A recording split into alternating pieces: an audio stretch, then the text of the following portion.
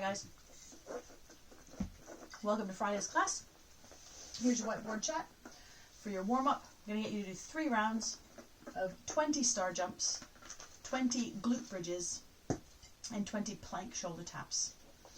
Once you've done your 3 rounds of the warm-up, then we're going to work on something called the Turkish get-up. Now, for those of you who have done Turkish get-ups at the box before, we usually spend a bit of time going through it with you guys to make sure that you get the movement. For those of you who haven't done them before, I'm going to go through them now.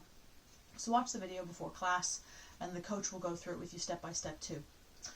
So with the Turkish get-up, if you've never done them before, or if it's a challenging movement for you, you don't need to use any weight at all. Or you can use something like a tin at home, or I'm going to be using my bottle of wine. Or you could use your kettlebells, dumbbells, empty plates, anything really that's got a little bit of weight to it. And what I'm going to do is I'm going to go through one good rep with you guys on each side of the body and talk about how to do it so that you can at least listen and practice. And then we'll quickly go through the last 2 bits. So for the Turkish get-up, you're going to lay on the floor. That's a good start. I'm going to start, and I'm going to use the wine bottle because I want you to imagine that you don't want to spill, if this was open, your full bottle or glass of wine. Very precious wine. We're not going to spill it.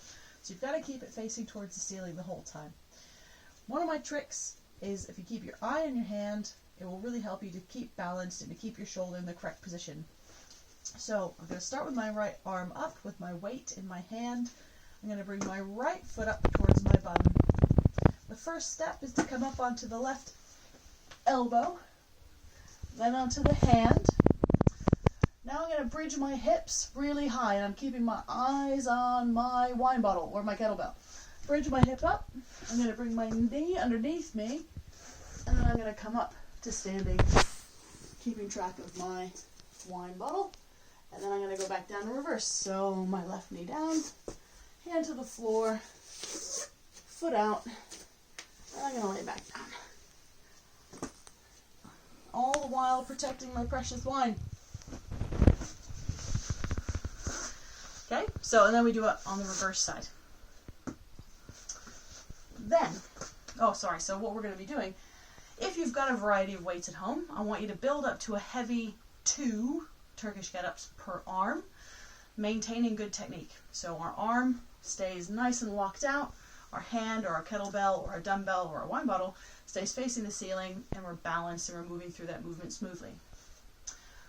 If you don't have a variety of weights, then I want you to just practice the movement with the weights that you have that you're able to move well through that movement with, and maybe we'll increase the reps. So instead of 2 per arm, you do 4 per arm. It's a taxing movement because you have to work really hard and concentrate on how you're moving.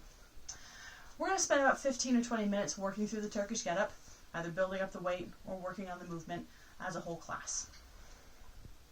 Then we're going to do a little bit of a strength test. We're going to prepare for either handstand press-ups or pike press-ups.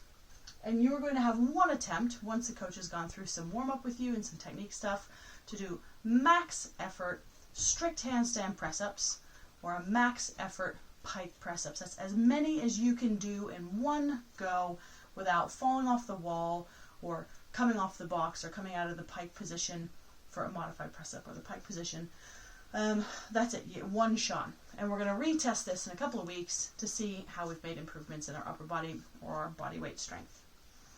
Then after we've done that, we're going to do our little workout. Really straightforward. Rep scheme 50, 40, 30, 20, 10. You're going to do 50 alternating arm, single arm kettlebell swings. I'll show you that in a second. And then step ups or jumps. So step up to a pile of plates, a chair, a couch, a couple of steps in your house, anything you've got in your garden that's a bit of a ledge or a step. If you've got a box or something stable, then you can jump to that as well. For the alternating single arm swings, where's Logan's kettlebell gone? Oh, well, I can't find it. So we've got our kettlebell. One hand, we're going to swing the kettlebell, and as we come up, we're going to switch hands, and it's a single armed swing. You keep your eye on the kettlebell or your wine bottle so you don't drop it. Okay, so single arm swings. Really important to keep everything pulled in nice and tight, and don't let that kettlebell or that dumbbell or that weight pull you around or twist you too much. If your kettlebell or dumbbell is a little bit heavy, because I know some of you have the really heavy ones, you might want to think about filling up a rucksack or a bag with some weights instead and using that, instead of hurting yourself using a crazy heavy weight. If it's absolutely impossible to find an alternative, then you could just do those as double arm swings if you've got the real heavy weights. But ideally we want to do these as single arm, alternating hand. It's almost like kettlebell juggling swings. Any questions, let me know. Otherwise, see you in class.